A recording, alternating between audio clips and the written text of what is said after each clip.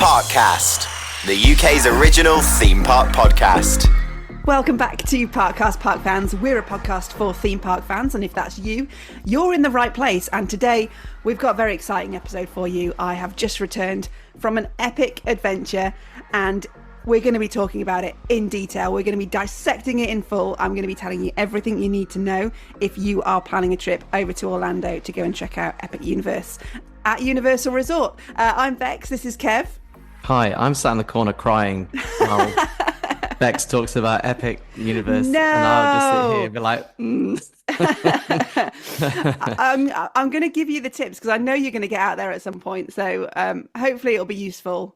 And if you have no plans to get to Epic, you have no plans to get to Universal in the near future, hopefully it's still useful as well, because I like to vicariously live my theme park life through people who are going to parks that I know I'm not going to get to anytime soon. So hopefully it's still interesting for you.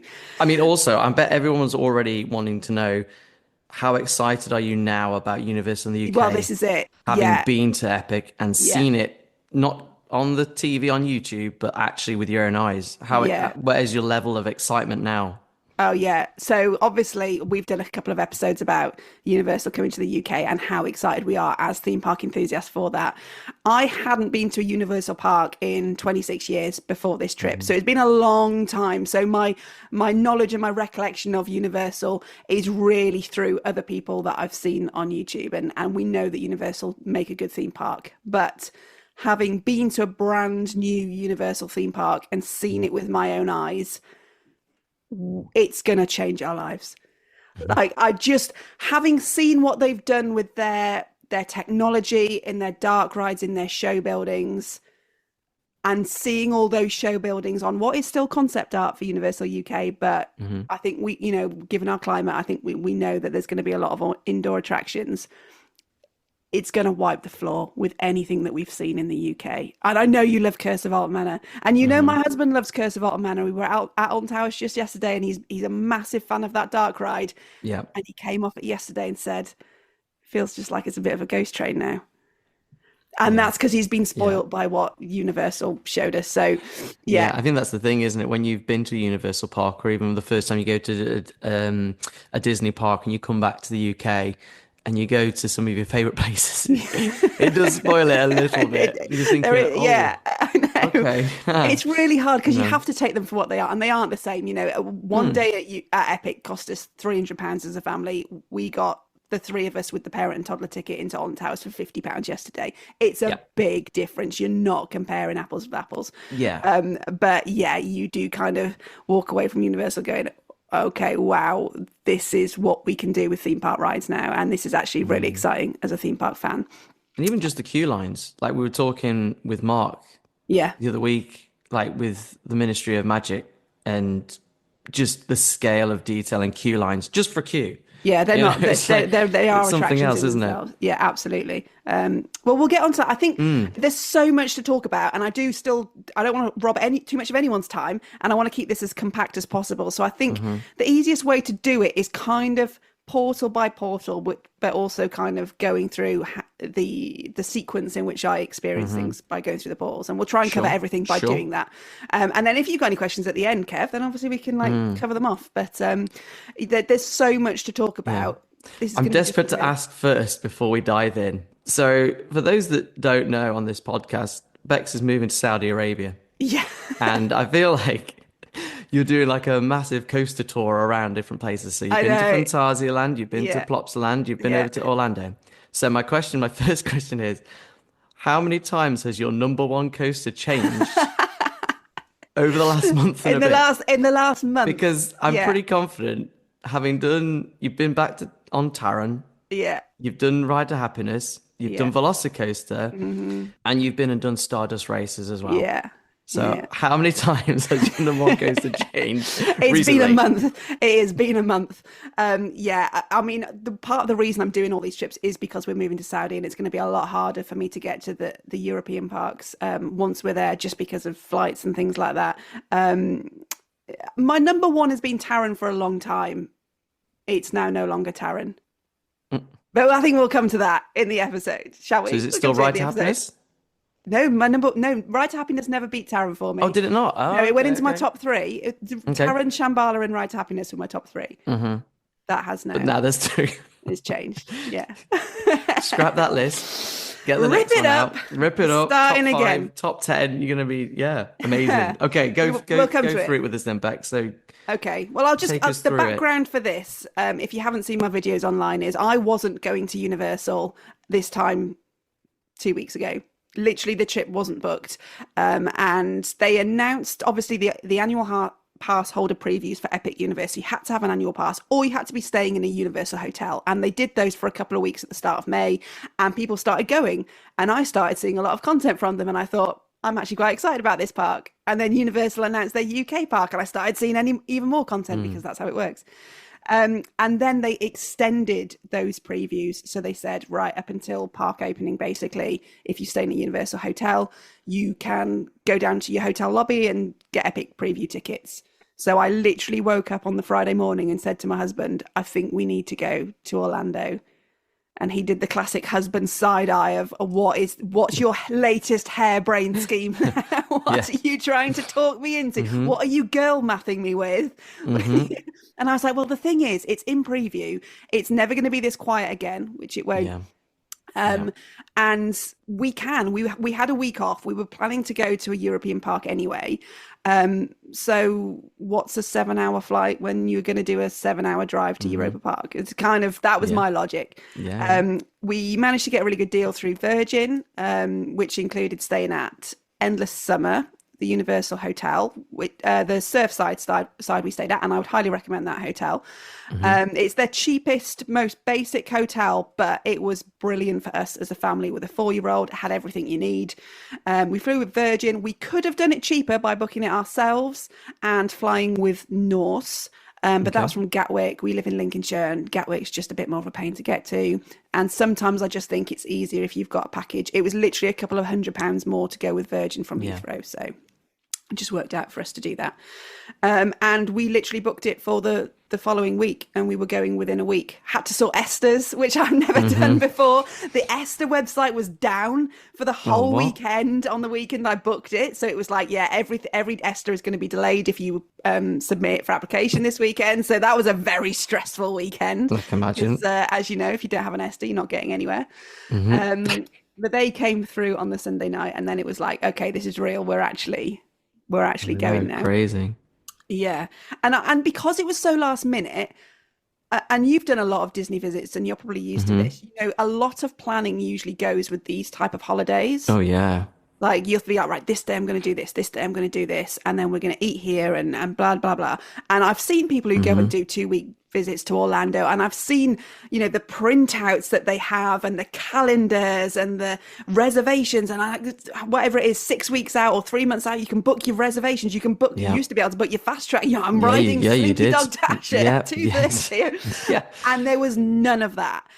And I'm quite an organized person, but in a way, I kind of lived in that last minute moment of rush. And it always feels like big when you go into America. I always find it's different. If I'm traveling to Europe to do stuff, it doesn't feel as like I'd be really organized, but it doesn't never feel like as you need the massive spreadsheet. If you're doing Walt Disney World, you're doing Florida, all the other Florida attractions, SeaWorld, you're going Busch Gardens, these things. I think it takes a lot of planning. Even just going to Walt Disney World, university course on how to kind of plan your way around. And this is what I always thought. And as someone with a 4-year-old, it almost started to feel like not a holiday when I saw people planning these holidays. And in a way, I think this kind of played into why I had a good time, because there was no time for any of that. And we were specifically going for Epic Universe. So we didn't go to Disney. Disney wasn't on the plan at all. No, nor was anywhere else in Florida, even though my husband would have loved to have gone to Kennedy Space Center. We didn't have time. We were literally going for 5 days, and we were going to go and see Epic Universe. And that was the plan. And at the time we booked it, we didn't even know what day we were going to Epic Universe, because at the time you had to be in your hotel and you had to go to the front desk and say, is there any tickets available? We didn't even know 100% that there would be tickets. I had faith because no one had any issues being a hotel guest, but nothing was guaranteed. We could have gone all that way and they'd said, sorry, there's just too much demand at the moment and you can't even get in. But it was a risk that I was willing to take. And it paid off. And actually, I didn't need to worry about that because between me booking it and me going, they actually opened out the previews to anyone. So you didn't even need to stay in a Universal hotel. You can literally, you could do it right now. You can go on the Universal app, even in the UK, and you can buy tickets for Epic for Right, I'm tomorrow. going. No, hang on. Buy the ticket. I've got tickets. I'm not in the country, but yeah. But you can, literally you can. And if you're, literally on your way to Orlando right now and you haven't got Epic tickets and you want to go, you can go and do that. So actually, before we left, we did book our tickets and we took a punt on the Monday rather than we were landing on the Saturday, and we thought we won't go on the Sunday because weekends are generally busier even during the previews because Americans don't, it's not so easy for them to get holiday time. So on weekends is when they go and visit parks. So we thought we won't go on the Sunday, we will go on the Monday. And we left ourselves really, really open. So we decided to book tickets to Universal Studios and Islands of Adventure for the Sunday when we landed, because we knew we'd be up early, with the weird, it's not jet lag, it's like the opposite of Europe, like super early when you go that way. Yeah. So we thought we'll go and do that on our first day. And also that day was May the 4th. So there was a little bit of intuition that said those parks might be quite quiet that day because a load of people are going over to Hollywood Studios because of Galaxy's Edge. Yep. Yeah. And I think that definitely played into it. I think a lot of people went to Epic and I think a lot of people went to Hollywood Studios because Islands of Adventure and Studios were quiet. Yeah. Amazing. And we went to and we booked our tickets for Epic, and we said if we'll see how we find both parks or all three parks, and then for our third day at a park we will decide which one we want to go back to. So in terms of buying tickets, it's probably not the most efficient way of doing it, but also we didn't really have much choice because at the moment you can't get any bundles which include Epic Universe, so you can't park hop basically. Not at all. You can only buy preview tickets, so there was no point us getting even a 3-day park hopper ticket or something like that because that would have only included Islands of Adventure and Universal Studios. We'd always have to buy the Epic ticket separately. So we literally bought 1 day for Epic, 1 day for Universal Studios and Islands of Adventure, like park hopper, and then we thought we'll see how we go. Which I don't know. I guess we can talk about Islands of Adventure and Studios maybe in another episode, but I just want to say Velocicoaster is absolutely worth it. Just want to get that one out there. What's moved out of your top 3 to fit that one in? Velocicoaster went into the top 3. So Velocicoaster went in at number 1, yeah. Okay, nice. So we're on Sunday and Velocicoaster's at number 1. It was amazing. Okay. It was absolutely worth the plane fare alone. Amazing. Do you find that the 5 days was enough to get all 3 of those parks in? Yeah. Because obviously we can come back to talking about 2 weeks for everything. For everything. But do you think you could get everything just done doing less? Universal? Yeah. Well, we had 5 days and we had a rest day, and then on our last day was also a rest day. We didn't go into a park and we were flying at like 4 p.m. Yeah. So, and we did 3 park days during those 5 days. So yeah, depending on which way you want to skin it, I think you can. You won't see everything at all of the parks, but I think you could go for 2 weeks and not see everything at all of the parks. It's like exactly. The days run away with yourself. You end up going back to the same things that you really enjoy. There was definitely loads in Universal Studios that we didn't do or see, but that was what we were kind of least interested in. We were more interested in the thrill rides rather than some of the shows and those kind of the dark rides, but not the really like good modern interactive one. Like we didn't go and do Jimmy Fallon, for example. It wasn't a priority. Yeah, exactly. Yeah. So that's kind of the background to how we got to where we are. So we'll skip over Sunday and we'll go into Monday and our first day at Epic Universe. So we're staying at Surfside. So Universal Hotel guests get 1 hour early entry. During previews, the park wasn't opening until 11 a.m. Hotel guests were at 10 a.m. The shuttle left Surfside at 9 a.m., the first shuttle, and it's about 10 minutes from there on the shuttle. The queue for the shuttle, we thought we'd be bright and early and getting it at about 8:20, and we were the first in the queue. By 8:30, the queue was huge and not everyone was getting on that first shuttle. So bear that in mind if you are staying at a hotel and you want to get on the first shuttle of the day. So the first shuttle gets you there for about 9:20. By 9:20, there is already a big queue at the gates because if you stay at one of the new Epic Universe hotels, so that's Stella Nova or Terra Luna, you can walk to the park from there, particularly from Stella Nova. Terra Luna is a bit of a longer walk, but there is a walk, and I didn't stay there, but apparently it's out the back by the pool. There is a path. It's not that well publicized, but there is a way of doing it. Stella Nova is like a 10-minute walk. So anyone staying in those hotels can obviously get to the front gates for 7 a.m. if they want to. You could also Uber from any other hotel and get there at that time. But something to bear in mind, if you're planning to just use the shuttle, the first shuttle will not get you there early enough to be at the very front of the rope drop, if that makes sense. Yeah. And also, you on the other side of the park, you've got the Helios, which is their new in-park hotel for Epic. Same there. So the guests at that hotel will start lining up in the lobby, and I saw it with my own eyes because I did do one night at Helios at 7:30 in the morning. Oh, wow. To get through their park gate into the hotel. So if you are trying to rope drop Minecart Madness, just bear all those things in mind, because even if you are on the first shuttle of the day out of Surfside, you are going to be in a queue probably an hour long for Minecart Madness. Wow. It's because there's just too many people in front of you. Yeah, wow. And that was what we did. So if we start with the Super Nintendo World portal, because that's kind of the one that's open during early entry. That and Stardust Racers is what's open. Everything else is not. So everyone, obviously, all the hotel guests, head for Super Nintendo World. Minecart Madness has been much hyped, and it is the coaster that gets the longest queues at the park. So everyone says, use your early entry, go and queue for Minecart Madness. Cool. Okay, we do that. We follow the crowd. Everything in my heart is pulling me towards Stardust Race. You want to go that way. See it going round. I'm like, no, but I know I've got to go and do Minecart Madness. I'm just going to have to go and do it. And I don't know, we're roller coaster fans, right? And we're excited because boom coasters are quite new. Yeah. It's terrible. Oh no. It's so bad. So not worth the queue. Oh, it is not worth. I would never queue for it again unless it had sub 30 minutes. Wow, really? And that would have to be a day where I was like, oh yeah, kind of don't really fancy doing anything else. Do you find it uncomfortable to ride? Because obviously the idea is you're meant to be like bouncing over things. But that's the thing, I don't get any of that bouncing. So you are on this suspended rail. So the track that you see is a fake track. It looks like Donkey Kong out of the game's track. And the real track is a rail underneath. And on some of the videos that I saw, I think over from Japan, you really seem to kind of jump over those those like end of track bits. I didn't get that sensation at all. And actually looking at some of my videos from off-ride, it doesn't seem to do that. It doesn't seem to lift you over them at all in the way that I thought I had seen other videos show. The ride is breaking down all the time, and I know it's in previews at the moment, and this is why it's in previews, because they're ironing out all the cracks, and hopefully when it opens for real, those problems will go away. However, we're roller coaster fans, and we know that just because parks are open, roller coaster problems don't go away. Hello, Hyperia. Hello, Stealth. Hello, Rita. We know that there are going to be problems. Opening is not a magic button that makes these things go away. No.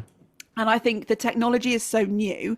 It's not been built by a traditional manufacturer. It's kind of been Universal in-house working with, I think, basically a steel fabricator who kind of made this. It's not like Intamin have built it or something like that. No. And it's just, I just kind of don't get it.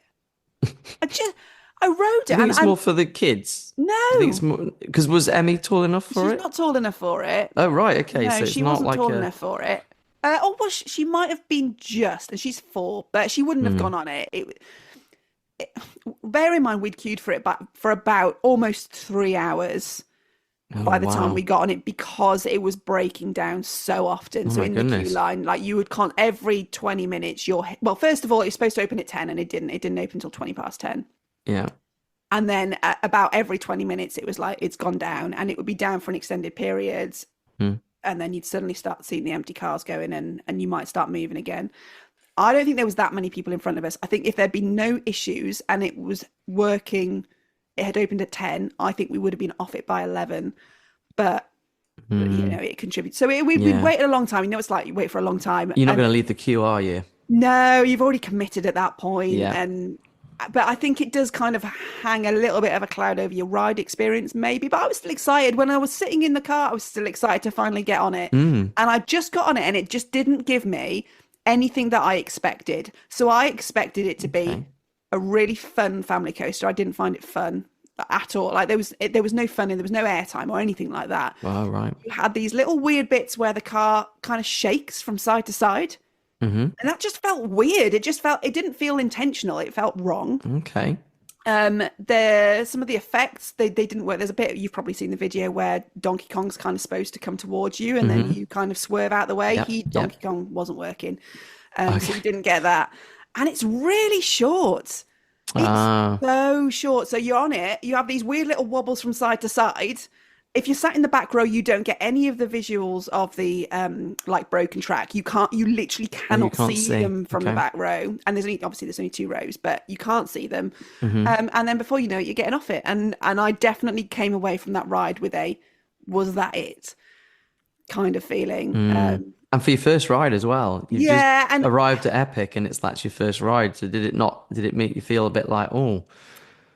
The thing is, I kind of went in with I went in with the expectation that this wasn't going to be my favorite coaster in the park. I knew I could look at Stardust Races and I knew that was going to be my favorite coaster in the park. Like I just knew. Yeah. But I also knew as a theme park enthusiast, I had to tick it off. So I kind of was like, I've got to go and tick it off. But I went in with an expectation that it could be a lot of fun. Like you go on Hagrid's, it's a lot of fun. And it just wasn't fun for me. I'm sure some people have really enjoyed it, but for me, it was a one and done for me. But at the same time, I didn't walk away from it being like, right, now I'm in a bad mood about the park. I was still like, I got off the ride. Obviously, you're in Florida, the sun's shining, it's beautiful, there's blue skies. This whole Donkey Kong Country, which it's in, which is like a sub portal of Super Nintendo World, is amazingly themed. Really, really well done. There's music everywhere. There's interactive stuff. The staff are great. Like you're having a good time in a theme park, even if your ride experience isn't great. And I think that really helps. Yes, it does. But yeah, obviously by the time we'd got off that, the park was now open to everyone.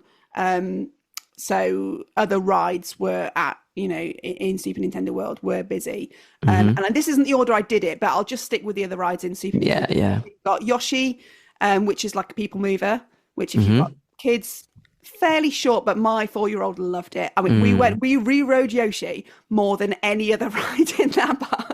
She loved it. I'd love it. I just sit on Yoshi, just going around. And sometimes you get nice you need views that as well. You get really good views. Area. Yeah, you get really good views. There's a little you have to spot the eggs as you're going around, and they push the buttons. And it was often a walk on. And sometimes if you see a queue for Yoshi for like 45 minutes, do not get in it. It will get down. it ranged from 45, 50 minutes to 0. Like it literally fluctuated that much.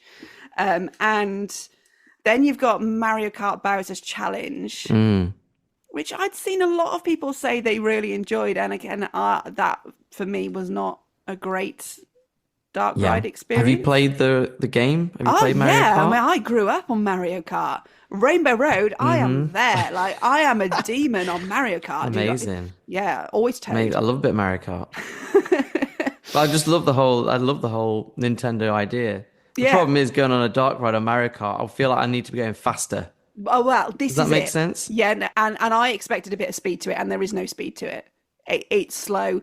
It's a very this wasn't the order I did things, so I'd already done some of the more new Universal stuff like Monsters Unchained. So when I went on Mario Kart, it felt like a real backward step in terms of technology. Okay. The queue line for it, amazing, brilliant, really Castle really and good. all that. Yeah, really well done. But the ride experience itself, you get given a visor to wear, like a hat, Mario hat, which is really uncomfortable. It's like hard plastic. You watch a video which doesn't... I came away from the video thinking I've learned nothing about what I'm supposed to be doing. Because it's one of those videos, obviously it's got to be like multilingual, so there's no speech in it. It's just you're kind of watching the visuals of how you're supposed to ride the ride, and I didn't understand it, but... I mean, maybe that's just me. There's a lot of push and buttons, and if you've got power-up bands, which you can get in Super Nintendo World, you can add them to it as well. We didn't have those. So I just kind of got on the ride, and when you get on the ride, you get this kind of manky pair of goggles that you clip into your hat. But already, during the previews, like the elastic that's holding the goggles onto the ride vehicle is like a bit gross. Because it's Florida, it's hot, It's hot. sweaty, Everyone's picking them up. sweaty Yeah, visors. you don't get new glasses. The glasses stay with the ride vehicle. So that was a bit weird. And What's the purpose of them? so they Just are for those your that like don't know. VR, they're your like augmented reality Okay. glasses, so that you can ride the ride without them, and I guess it would look kind of okay. But these glasses kind of give you more visuals whilst you're on the Hmm. ride, and the idea is you are in Mario Kart and you are racing, and you're racing the team on the other Yeah, ride that's car. right. It just, I don't know. I thought that augmented reality stuff wasn't very good. I found it really hard to focus on. It wasn't super realistic at all. Okay. I just found it hard to see what was going on. And actually, my husband, who, as we've discussed, is a fire pilot, and he uses, visors in his everyday Mm. life, which put all kinds of information in front of his eyes. Like that's literally how it Yeah. works. He found exactly the same. He's like, I kind of couldn't focus on it. There was too much going on. Mm. So we found that a bit weird. There was one bit of it of the ride that was really good when you kind of went into a dark bit and there was some wind blowing at you. So it made you feel like you were going a lot faster than you were. And that's kind of what I would have liked for the whole ride. Yeah. But yeah, it kind of is what it is. Again, it's a one and done for me. So for the Mm. rides in Super Nintendo World, actually, the only one I'd go back on is probably Yoshi, unless the others had a really short queue. Yeah. But Super Nintendo World itself is brilliantly done. You can imagine if you're a massive fan of Mario and those games, and you're going to absolutely love it, aren't you? Because Yeah. it's like what I love with Epic is the with these portals is like you are um literally being transported into a different place, aren't you? So with Nintendo, if you're a massive fan of it, you feel like you're in your own little immersive world, essentially. And that's the thing with that Super Nintendo portal. It's the only portal where it's not flat to enter. Mm. So you go in through up an escalator and you're like in the green tube as if you are Yeah. going up one of the kind of green pipes in the Mm-hmm. game, and all the music's playing as you're going up Mm-hmm. that escalator. It's really, really cool. If you And have does a it do the young, guy say bloop bloop oh yeah, there's all when you come? yeah, there's all of that. And as soon as you go into Princess Peach's castle, as soon as you walk out, you are just met with this kind of sensory overload of where am I? Like the music is really loud, the colors, the bright, there's coins spinning everywhere around you. Mm-hmm. It's the only land where it's really built on levels. Again, I Yeah. guess to kind of replicate the game. So you enter up high and then you have to go down lots of steps, which some people complain about. I didn't find them too bad, even with a child with a buggy. There's an escalator in the corner. There's an elevator in the corner you can use. Yeah. But yeah, it's just amazing how quickly you've immersed yourself in that. Okay, I'm in Super Nintendo World now, and this was really my takeaway from Epic that I've never seen done in a theme park before. Is this idea of a central area with portals that take you to the Yeah. theme lands? Normally you kind of just transition.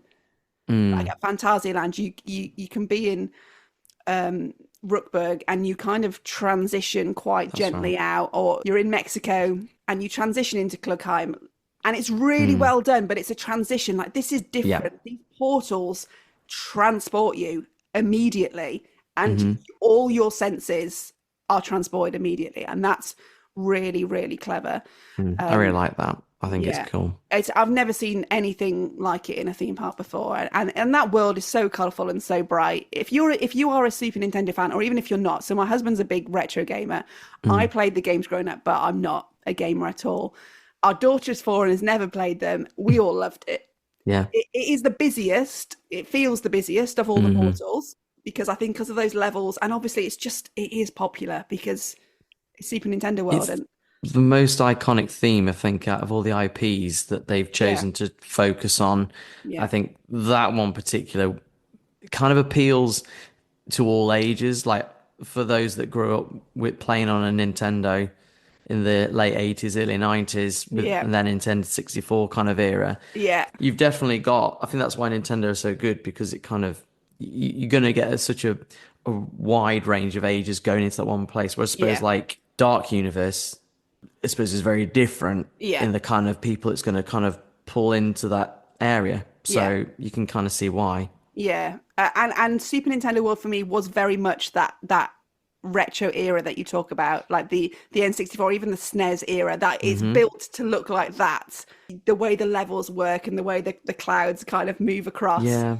It's Clever very, because the games were like that kind of 2D yeah, exactly. platform games. Yeah. But it's clever because it's designed to look like the 2D games, but it's still 3D. Yeah. So it's very well designed, isn't It it? is, yeah. Yeah. So that was that world. That's the ride in that world. Obviously there's places to eat, there's shops if you're a Nintendo fan, like go and shop to your heart's content in there. There's absolutely loads, and there's character meet and greets as well. Toad comes out. I don't know how they do Toad. I don't know if it's just a really short amazing. person. I have no idea how, but he's brilliant, and he comes properly stomping out for the character meeting. He's hilarious. And Mario and Luigi come out and they do a little dance, and the queues to meet those guys weren't too long either. We saw them, and obviously in this world as well, if you've got those power-up bands, you can go around the world kind of knocking the question blocks, and collecting coins. I didn't do that, and I'm still not exactly sure what happens when you collect the coins. I think you get them on an app. I don't think you win anything, but it's something you can do. There seems to be a lot of people enjoying themselves doing that, but we were kind of pressed for time, so we didn't do that. We moved on. You've mentioned Dark Universe, so let's go through that portal next, which again is something which has had a lot of hype, but like you say, it's kind of a bit of a different theme. So this is the classic Universal monsters. So the Frankenstein monster, Wolfman, the Invisible Man, all these kind of things. And these are not things that I am that familiar with. Like, I know the legend of them, but I've never seen any of the films at all. It's an interesting theme to choose, isn't it? Did you think it made it better, not knowing much about the characters or having seen the original kind of films? To me, it just stands on its own as a theme, as a themed land. So even if it wasn't based on any of those characters, for me as someone who doesn't kind of know the ins and outs of them, it didn't detract from it at all, because this portal is just mind-blowing. It's you cannot kind of appreciate enough that this was a field a few years ago, and they've managed to build this land that feels like the show building for Monsters Unchained looks like Alton Towers. Like, it's as big as Alton Towers, but it's a crazy show building. It's insane, and the detailing everywhere in this land. And again, it's this portal. So you walk through this portal. You've been in Celestial Park. It's really bright. I've just come out of Super Nintendo World. I've had a sensory overload. I walk through the Dark Universe portal, and everything kind of goes whoom. And the music's really slow, and you just get you feel slightly on edge almost. It's creepy. Everything is just themed beautifully. You've got this manor which is just imposing over the top of you, and there's lighting effects going up on that. Even during the daytime, you're seeing them, and the Burning Blade Tavern windmill is like. Did you actually figure out how they do that effect yet? Well, how long did you stand there going? We watched the Burning Blade, and it lights up during the day as well. My husband's very good at this kind of thing, and he confidently tells me it's done with gas. It's not fuel being kind of poured into any lines. Okay. Poured over gas. Very clever. It's really effective. Really clever. But obviously, I'm sure it's more impressive when you actually see it right in front of you. But even when you watch it on someone's POV or vlog, you're looking at it going, that's insanely clever how they managed to get it to look like it's just burning. And it's just the thought, like the job that Universal Creative have done on this. I just love that someone sat there and thought, I'm going to make a windmill that sets itself on fire. Why not? It's genius. It's so good. And actually, if you want to capture that, if you are a contenty type person, there's a bell which tolls near the mansion house. When that bell goes, you've got about 3 minutes, maybe less, and then the blade will set on fire. So that's your nice call to go and get in position. But yeah, I mean, I absolutely loved this world. The rides in it. So you've got Curse of the Werewolf, which is a spinning coaster, not super spinny, and very short. There's a swing launch in the middle of it. Family friendly, I would say, if you meet the height restriction. It's not intense at all. No. I actually rode it at night, and I think that was the better way to do it, because there's a lot of sound effects, like werewolf sound effects, which I think might get lost in the daytime. At night, everything's kind of amplified when you don't have light and stuff, I find around me. So I thought that was quite good, and you couldn't see the track so much at night, so it was a bit more impactful. But yeah, as far as coasters go, nice enough. Nothing groundbreaking, but does fit really nicely into the area. And how did the netting look? Because we mentioned that as well. Does it look, it still detracts a little bit. It does detract a little bit. It's weird because in a way it's almost like cobwebs. If you universe, if you kind of squint, you can kind of say that, okay, well, if of any world that you're going to put them in, it gets away with it the most. Would it look better without? Yeah. And I kind of don't understand why they haven't just done a locker area, because they are really good with the lockers and the metal detectors on other rides at Universal. But this was the one you have to take a bag on with you. Yeah, you just take your bag on, literally on with you. So yeah, a bit. I don't know why they've decided to do that, and I don't know if that's a permanent thing, but it is what it is. It didn't spoil my day. Let's put it. I don't get too upset about stuff like that. No. And having done Ride to Happiness as well, I suppose you've been on something that's a lot more intense. It doesn't compare to Ride to Happiness. Yeah, at all. It's much more of a family spinning coaster. Very smooth, fun, but yeah, not on that scale. But obviously the big landmark ride in that area is Monsters Unchained, which absolutely blew my mind. And Kev, we've talked on this podcast a lot about you being a dark ride fan, and I would love to see your reaction to going on that ride. I've really tried to not look at anything on it. Don't watch a POV. Because I've watched a POV since, and it doesn't come close. Yeah. To what I want to. A lot of these things I'd like to be able to see without. Yeah. Watching it beforehand. Yeah. Because I know I've not spoiled rides, but I think you almost lose that moment of wow. Yeah. You know, yeah. So people keep telling me this. So yeah, I'm not going to spoil it at all. I'm not. There's no ride spoilers here, because I know there'll be a lot of people like you. And I went into it totally blind. I didn't know what to expect. I knew what the ride mechanics were. I knew what ride vehicle I was in. The Harry Potter one, isn't it? Yeah. Yeah, over at Islands of Adventure. But I think what you will really appreciate about this ride is that we're bringing animatronics back. In a big way. This is not screen-based dark ride stuff. Nice. This is I did a video about it, and I said it's almost retro, and it is, and I don't know how much of that is intentional, because obviously these are classic Universal monsters, and in a way it is a bit like retro feeling, but in no way do I say that, and I mean that it's not modern, because this is state-of-the-art modern animatronics, like done flawlessly. So immersive, so intense. What I loved about it, and I don't do dark rides, and I get scared. There's no jump scares in it that I saw, unless they weren't working.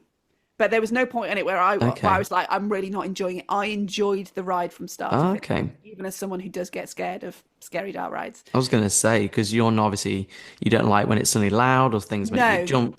Yeah. So I was going to say, you had a nicer ride experience because of that. Yeah, there wasn't anything that shocked me, a sudden loud scream in my ear or anything like that. There was none of that. But having said that, there was a lot to take in, and I rode it twice, and I still have not seen anywhere close to all the detail that's in that ride. And obviously we're in previews, so some of the things that worked the first time didn't work the second time, and vice versa.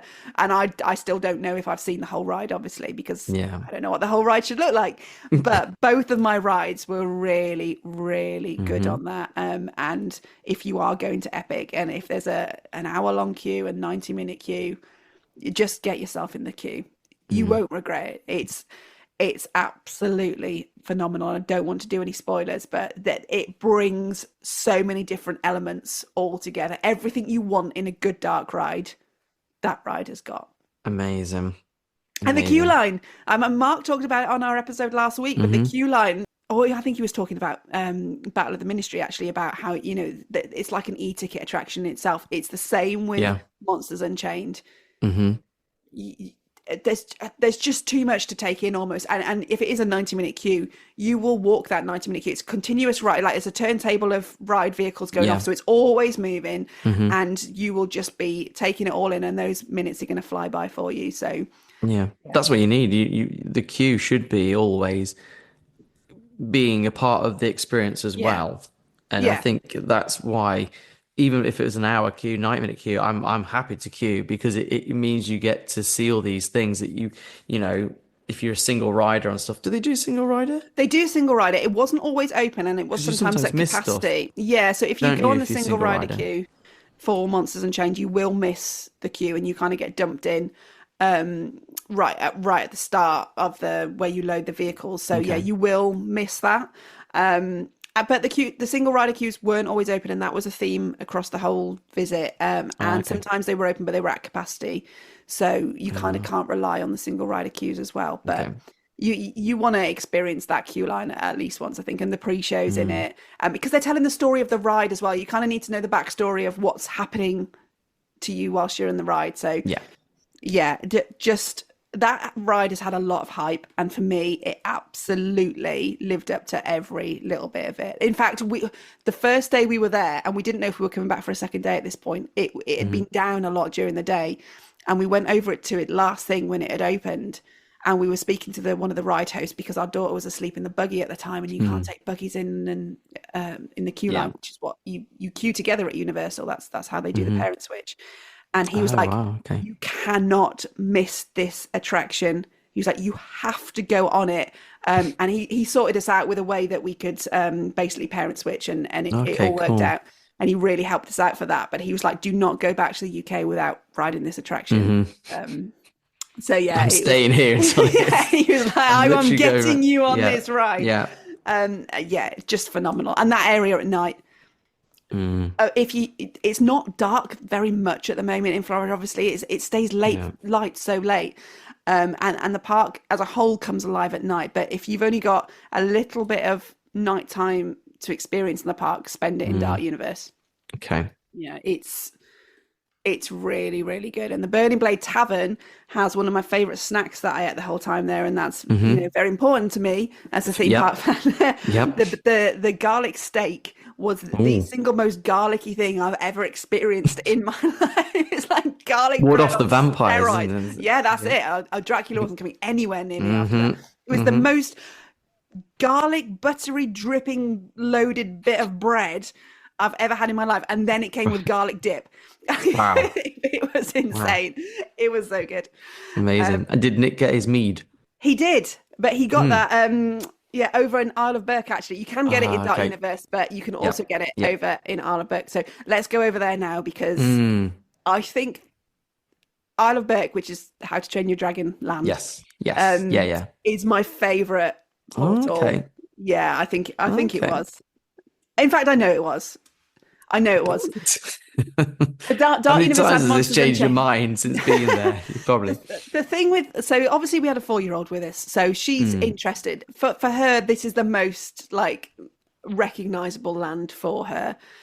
She's watched the How to Train Your Dragon films, and again, you go through this portal. You're in Celestial Park. Everything's like flowery and beautiful. You go through this portal, and you are transported, and you are on the Isle of Burke, and this land is just colourful and bright and full of life, and the staff are all referred to you as Vikings when you're in there. And there are animatronic dragons everywhere in there, like places you don't think to see them, and then you'll suddenly see one and it's like sleeping behind a fence somewhere.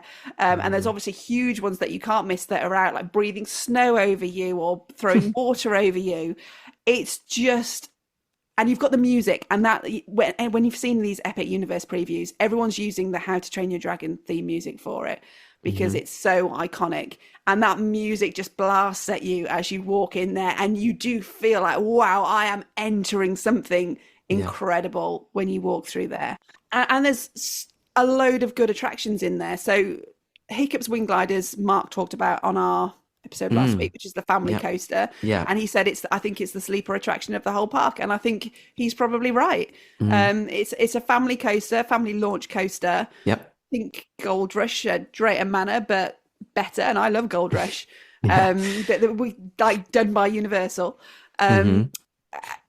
People have referred to it as a mini Hagrid's, and I kind of get that Yeah, I'd because seen people. Yeah. it's got a bit of, it's just that Universal kind of pizzazz about it. They've Mm. just taken a family launch coaster and they've just done something different with it. Yeah. And again, I don't want to do ride spoilers, but it gets a fairly hefty queue, but again, it is worth it. And the only thing I'll say about that one Mm. is the queue line is a cattle pen queue line. It's not a themed one, Okay. and it's only under Okay. sales. It's not in a building, so it does get quite Right. hot. You've got little ones with you. And that's the worst thing about the ride, but the ride Okay. itself is really, really good fun. And Mm. actually, my daughter's tall enough to get on it, but she didn't want to because she's Okay. only just tall enough. But even me Yeah. just riding as a grown adult, Mm. I genuinely loved that roller coaster. Oh, cool. And yeah, it's absolutely re-rideable. Hmm. It's not And a the one and launches, are done. they, because it's obviously a family Yeah. launch coaster, it's not going to be as intense. No, think like Gold. If you've done Gold Rush at Drayton Manor, Yeah. it's that kind of level of launch. It's not throw your head back in the seat type thing, but it's fun, and it just every launch makes sense in the roller coaster, if that makes sense. Like they're there for a purpose. Yes.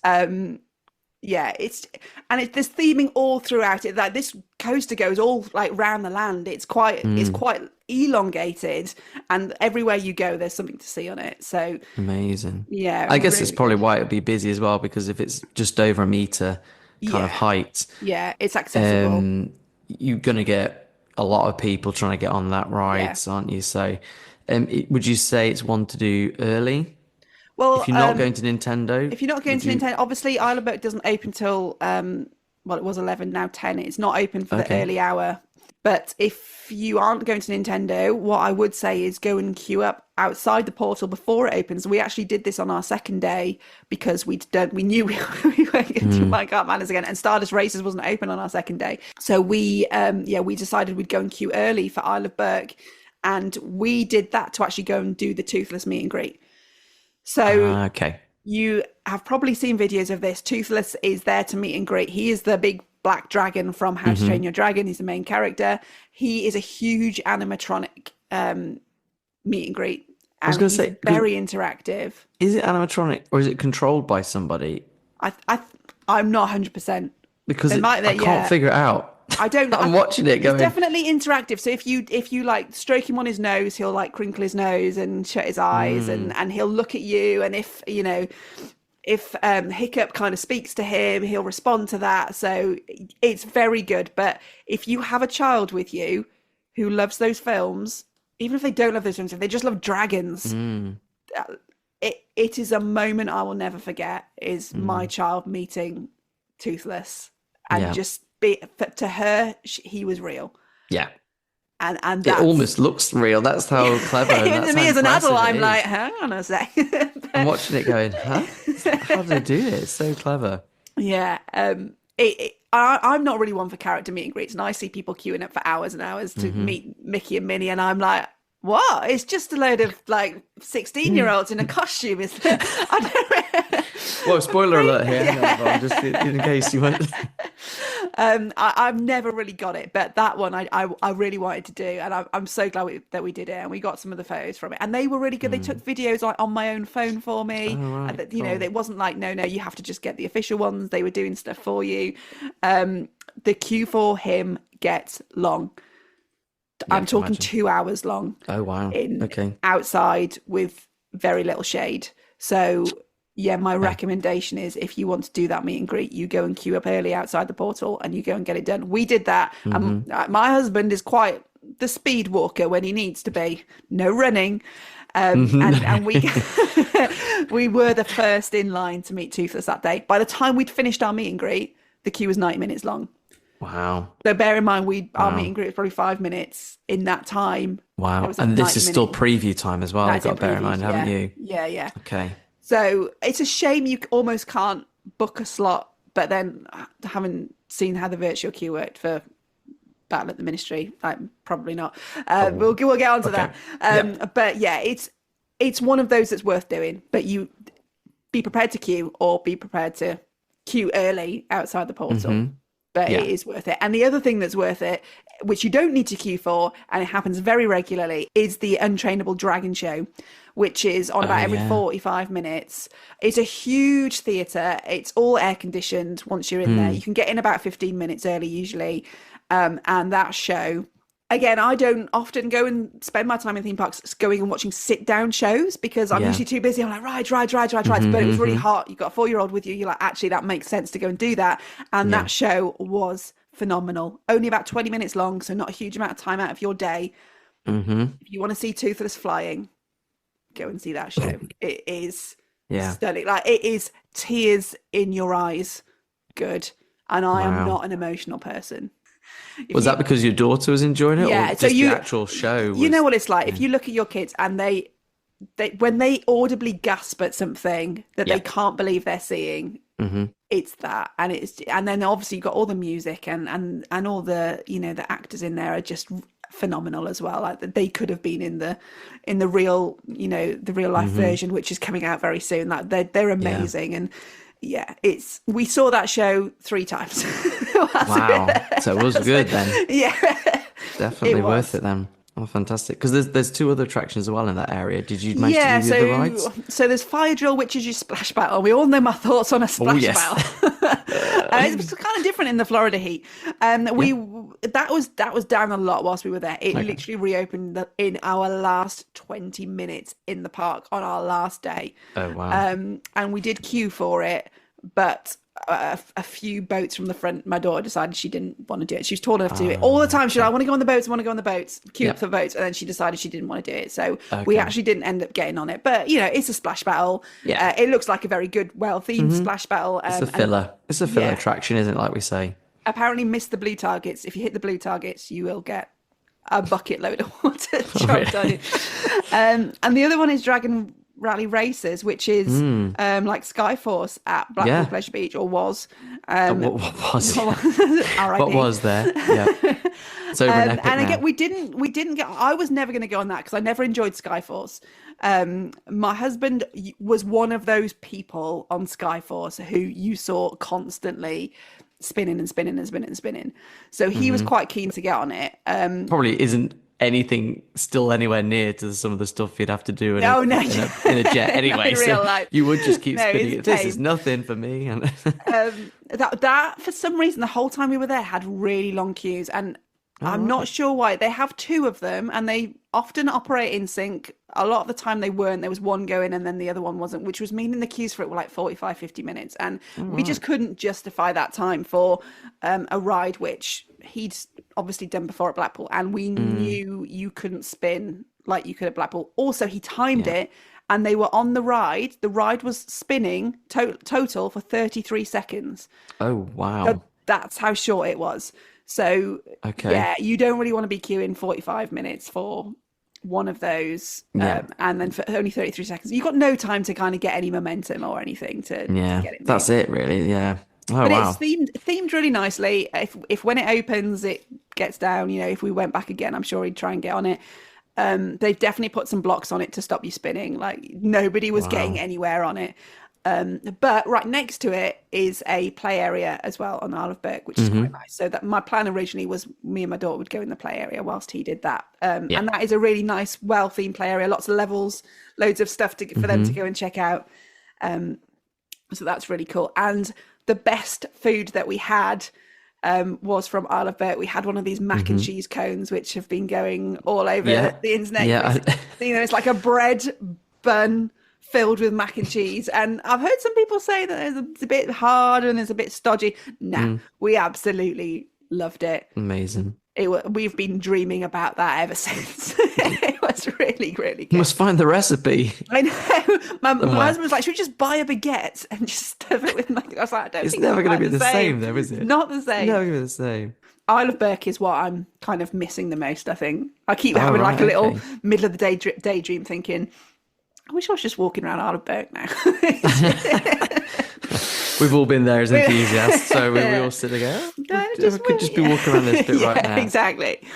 So that was fun. Now, this one's going to be really hard for me to talk about. This is Harry Potter, The Wizard in Paris. Ministry of Magic portal, whatever we're calling. I don't actually know what its official name is. It's something like that. I think it might act that its full title might be that. It's basically the Harry Potter area, the Ministry of Magic area of the park, which isn't. I'm not a Harry Potter fan or a Harry Potter head at all. I've never read the books and I've never seen the film, so this is all alien to me. My understanding is the portal is 1920s France, which is from Fantastic Beasts. I don't know if that means anything to you. Yeah. But I can kind of tell blocked you. Fantastic Beasts out. But oh, did you? Was it not good for you? It's not the same. It's not the same as the Harry Potter stuff. Okay. I know it's set in the same world, but it's not the same. Well, this is what I don't really understand, how these things interact. But what I can say with some confidence is when you walk through that portal, you absolutely feel like you're in France. And whether it's 1920s France or not, I don't know. I mean, you go to France, you go to Paris a lot. France has that feeling, there are these buildings still which are, old and very grand, and that portal absolutely replicated those. And once again, the portal did its job. It transported you into it. If you are a Harry Potter fan and you've got one of the wands, almost every single window in this land has something that you can. That's very cool. Shake you on that. Yeah. Make something happen. This is the extent of my Harry Potter knowledge. Very super limited, but I'm a theme park fan and I can take it for what it is as a themed area. Yeah, exactly. There is one ride in. Just the one. Just the one, and I did not ride it. And it wasn't through the want of trying. And this will change. I'm sure it will change. But during previews, well, firstly, right now, it's closed. It's not going to open again now till I think it's May the 18th. Right, okay. Whilst I was there, it was using the dreaded virtual queue system. So this is a virtual queue that opens for selection at 11 a.m., 3 p.m. and 6 p.m., which sounds easy enough. I've got 3 chances to get on the ride. Fine, I'll get on it. The ride itself wasn't opening until 3 p.m. each day. So that 11 a.m. drop was to select ride times from 3 p.m. Okay. The park's only open until 9, so you've only got like a 6-hour window there to get on it. From what I heard, the drops were so limited. You were talking maybe 200 passes per drop. Oh my goodness. 600 people in a day out of a park, which I don't know what the capacity was whilst we were there, but say it was 12,000 people. Yeah. It was that kind of limited.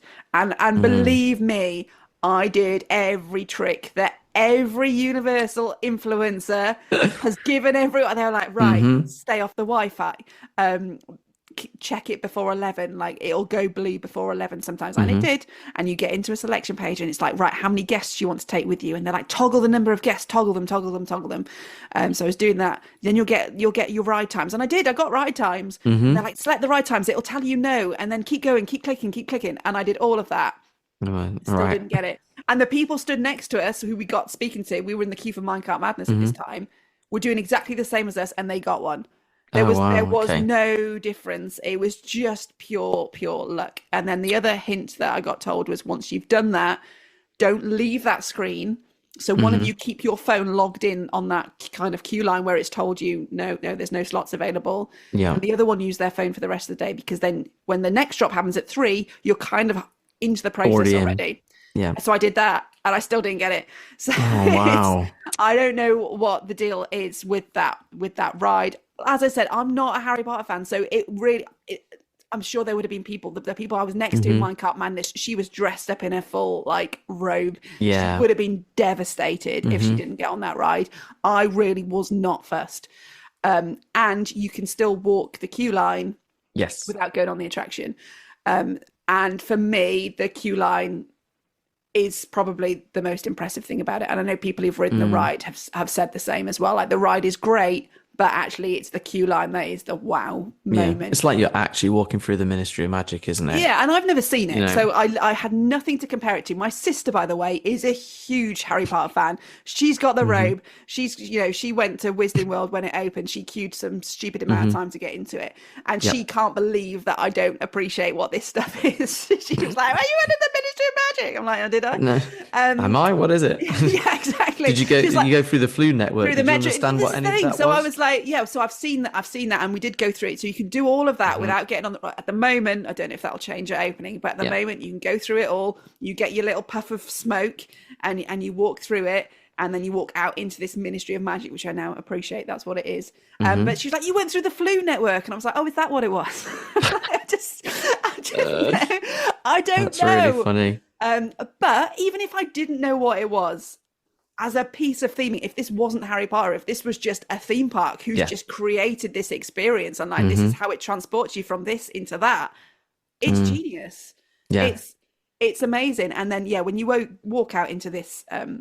what is the Ministry of Magic, the scale of it, the videos that you see will not do it justice. This thing is, it's got to be 6-7 stories high inside.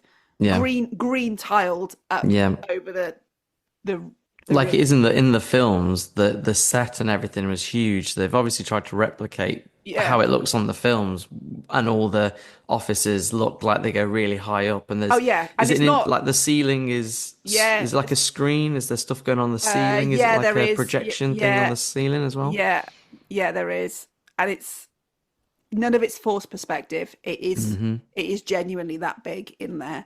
And how far can you get? So you can because obviously there'll be a point where obviously you then start queuing for the actual ride itself. The actual ride, yes. How far can you get before they stop you? When I was there, well, we didn't try and go any further than where they started checking for your tickets, which was where you see that big green room. It was kind of off one of the corridors off that room. At the moment, you can apparently walk the full queue line because the ride isn't open. And some people, I think, did walk the full queue line even without tickets. And if they check in tickets again at the loading point of the vehicles, I'm not 100% sure. I think when it opens, I don't think you'll be able to go down that bit of the queue line at all. I hope they'll still let you into the Ministry of Magic, even if you're not riding, because it's a huge space. Like, this thing is cavernous. It's massive. And even as somewhere that when it's raining or it's too hot, it's really cool and nice in there. And there's so much going on. If you're a Harry Potter fan, there's so much to see in there. I think it would be great if they let people just go in it anyway, because if it stays on the virtual queue, you're going to have the same problems that I had. If it's not on the virtual queue, the attraction's going to have a 5-hour queue, isn't it? You know what it was like when they first opened Wizarding World. So I think for Harry Potter fans to at least be able to experience that would be nice. But I don't know. I guess that remains to be seen. What I love is the way that they can hide these show buildings, where these rides are. And it's some of the things that make these rides just so special and unique and so immersive, is to feel like you're walking in one place and you can't even see where the ride actually is located, can you? You're literally walking through these streets into the Ministry of Magic, not knowing where these actual ride actually is. And I think that's what makes Universal and Disney so good at doing what they do, because they can hide. It's not like at Legoland Windsor with the monster, what's it called, the haunted house monster party, something, where it's like, here's the show building with the little facade on the front, and it does my head in every time I see it. It's like, why can't we hide it? But but Universal and stuff, they do this.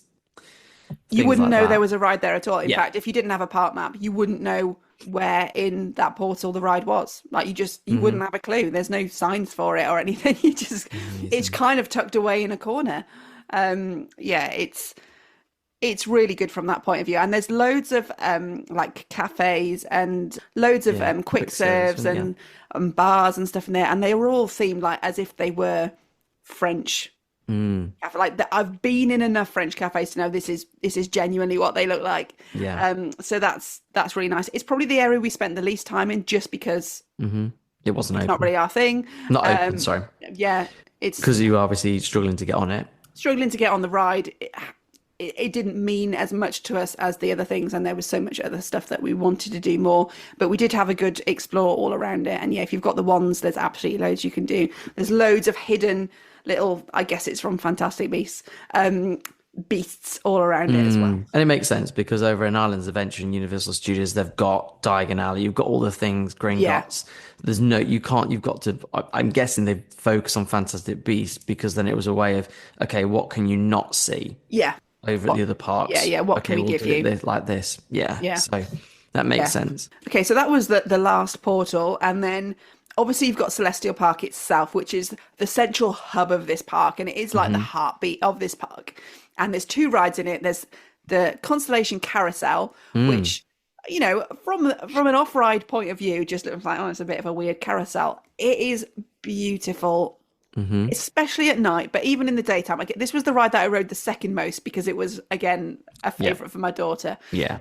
And what's really nice is you can fit 3 of you in some of the animals. So you've got single animals where one of you gets on, or you've got like kind of boat animals, and 3 of you can sit on that together. So that's quite nice because often it's only 2, and one of the parents goes separately. And there's different cycles on it. There's different music. The animals light up. It spins in a totally different way depending on which music you get. And it's just a work of art in itself. It is really nice. And don't kind of look at it and go, oh, it's just a carousel. It is well worth doing. And at night, it just comes alive. It's like you're doing a ballet. Like it's not like any other carousel. It's really, really well done. It's definitely got a bit of that Universal touch to it. But the big one is Stardust Racers, which absolutely went in at number 1 on my coasters list. It knocked Velocicoaster. Velocicoaster really went flying off into the distance. A lot of people don't agree with me on that. A lot of people would still rate Velocicoaster number 1. However, for me, Stardust Racers topped it, and it topped it because how it looks aesthetically is so pleasing to me. When you have the 2 trains perfectly in sync going up over the top hats. Like, I'm a roller coaster nerd. Like, that stuff appeals to me. I really like it. It is an airtime machine. I think I was out of my seat more than I was in it. And obviously you've only got your lap restraints. And you're just, every turn you are out of your seat, like, and they push the restraints down and you're still coming out of them. There is 2 launches on it. It's almost like the first launch is almost like a double launch. You kind of you come out the station, you go into your launch, you're like, oh, that's not very forceful. Oh, okay. And then and you're up and over this top hat, and sometimes you're alongside each other and sometimes you're dueling each other. And then the second launch, which Mark talked about on our episode last week, is so clever because it allows the second train to catch up. And so you, again, are launched out at exactly the same time. So you're perfectly in sync. And then you go into this element, which I think they're calling it the Celestial Spin, Celestial Roll. That's what I think Mark mentioned it. Yeah. We've done some videos about my husband talking about how roller coasters compare to flying fighter jets.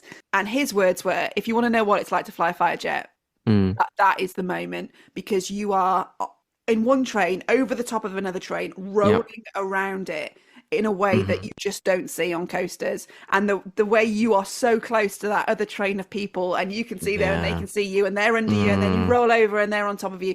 It's just like nothing I've ever experienced. And I came off that ride grinning. I did not want it to end. And I think for me, that is the mark of a really good roller coaster, when you're I don't want to be back in the station now. I know. Carry on, go again. And everyone, I know Americans do this a bit anyway, but everyone came back into the station clapping. Like, I mean, to be fair, they clapped our pilot on return to Heathrow, so anything.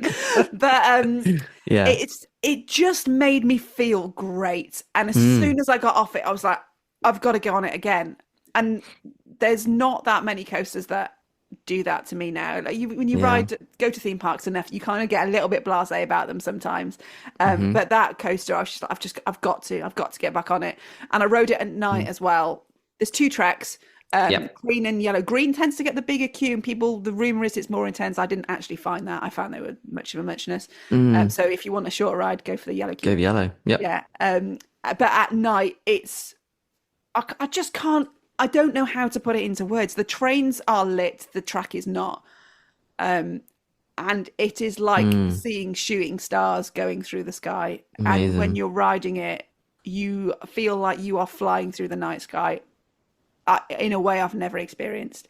It's phenomenal. Like Mac have done an incredible job with it. I wish I could pick it up and put it into Thorpe Park or put it into Alton Towers. And Hmm. if I could, I would be at those parks every day. And I would go back to Epic Universe to just get another ride on that thing. Like I Amazing. just loved it. And for sure, some people, I know Mark would say he still prefers Velocicoaster, and Velocicoaster is phenomenal. Like, do not get me wrong. Yeah. But for me, it was just something about that ride and the setting and how it looks and how it rides that just Because of made the it. dueling, do you think that just added that It extra all twist added, to it? yeah, all Whereas added obviously into it. Velocicoaster, you're kind of on Yeah, your own. on your own. Whereas I Yeah, guess with that one, you dueling literally side by side with another car, which I guess yeah, creates this beautiful element, was particularly yeah. when you rolling over, Yeah, yeah, yeah. I've and just never seen yeah, anything like. There's a lot of coasters in the world, and people who've ridden more than me may have seen something like that before, but I hadn't. And yeah, I would literally get on a plane right now if someone said I can get you on Stardust Races this evening. Um, fly back over there. Amazing. Yeah, blew me away. Blew me away. And annoyingly, so we decided after our first day we would go and do a second day epic because we said although we'd ridden pretty much everything Hmm. on our first day, we were like we feel like there's so much to still see and our heart was saying go back to epic rather than go back to Islands of Adventure Yeah. whilst epic's in previews because we might not get this chance again. Like Islands of Hmm. Adventure is what it is and is what it will be now for however many years, whereas Epic is Yeah, going to get super busy true. when it opens. So we thought we'll go and do a second day at Epic. And Stardust Racer didn't open that day. Ah, So I right, didn't yeah. get any more rides on it. But don't get me wrong, I still enjoyed my day there and Hmm. I would be gutted if I hadn't got on it at all. Yeah. But I did. But yeah, I would literally go back just for that ride. It And is how long was the queue? Was it really not long. relatively? It's Was it just no, not? it's like a people eating machine that thing because there's Amazing. two trains and two tracks. They were in two trains on each side, so four Hmm. trains. The ops were good. They were just like absolutely busting them out of there. And I think Mark said last week they're hoping to even get it up to like three trains per side. So Wow. that would be it is a long ride as well. That's the other thing. It's not like, Mm. oh, it's done already. It does go on. Not Oh, long enough. fantastic. God, I'd do it 10 times as long. But yeah, so it's I think we queued about 20 minutes for it. Wow. Yeah, Okay. which is really good. And so this is the other thing. This is probably something that we just as an overview for Epic and also Hmm. actually for Universal Parks, how it works with a 4-year-old. She obviously Yeah. can't go on these things. At Universal, they do a parent switch, but the way it works is you queue together. Okay. So as a family, you queue, and then when you get to the front of the ride or near to the front of the ride, you split off, and one parent goes into the family room, Oh, the other wow. parent rides. And now this family room has sofas, chairs, TV, air conditioning, water fountain, like What? sometimes a toilet. That's Um, insane. and the kids and the other parent wait in there and then watch TV and whatever. The other parent rides, they get off, they switch, and that's how it works. So there's Wow. pros and cons to it. The con is if it's a 3 hour queue, you've got all your kids waiting in a 3 hour queue with you, which Hmm. not always ideal. But when it's a 20 to 40 minute queue, actually Yeah. I preferred it because it meant we spent time as a family rather than one person going and standing in a 40-minute queue alone Hmm. and Yeah. then the other parent going, right, well, I'm just going to go and have a wander around then with the Hmm. little one and wait for you to come off. I Yeah. preferred that we kind of stuck together and then there was this little room, where there was a bit of respite at the end of it. And they do that on all the rides. Every Hmm. every ride where it says there's parent switch available, there is this family room at the end Oh, where wow. where you go and do that. There was also the option that we could have used if the queues were like 3 hours long, for example. I'd probably say rather than doing that, I would use a single rider and just Yeah. go and do it that way. And single rider Yeah. queues are generally much shorter. Hmm. But and I don't know if was because it was previews. The single rider queues were very hit and miss as to whether they Okay. were open or not. But I say, is it previews? I don't know. At Islands of Adventure, Velocicoaster wasn't operating a single rider queue, which was a bit annoying. Oh, right. Okay. So you can't rely on that. But if they are open, I No. do think that is another good way if you have got younger children with you who aren't going to ride. You just got to sum it up and work on out on the day. What's best? Is it Yeah. best that we queue and use the family room, or is it best that you go off and just do it as a single rider? Um, Yeah, because I think this is the reason why we've not been over to Florida yet with the kids, because all ours are under the age of 10. mm, And I guess a lot of the time when you're planning a holiday like this, you're looking at it going, do I wait till they're older? Are they going to remember it?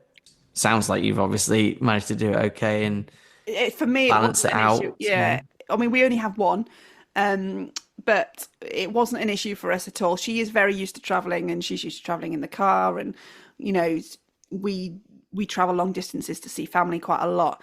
I would say, and I would say this to anyone who was thinking, I really want to go, but I just want to wait for them to be the right age. I'm not sure there's ever a right age. And when Yeah. there's a right age for one, if you've got more than one, it's not going to be the right age for the other one. So Hmm. you can get yourself in this really crazy cycle where you talk yourself out of going. And I went to Florida 26 years ago. That was the last time I went, and I was 14, and I do not remember it. So whether you remember it if you're 2 or 4 or 8 or 10 or 12, Yeah. I think if you I don't think you necessarily remember. I mean, I did things 5 years ago. I can't remember, but do you know what I mean? I think Yeah, yeah. I think you don't go Hmm. because you're like, I need them to remember this. Go because they will enjoy it in the moment. Mm. And that would be my takeaway from it. Will my daughter remember this in 10 years' time? Probably not. She might have some recollection, and she'll have recollection because I'll show her videos and that might spark stuff. But did she love it in the moment when she was there? 100%. Yeah. And that is all we want to do for our kids, isn't it? Really, it's give them experiences that they enjoy. And I was worried Mm. before I went. I was like, I don't know if it's going to be too hot for her. She was absolutely fine. We used the buggy, which we never use at home, really, only at Alton Towers because it's so far to walk.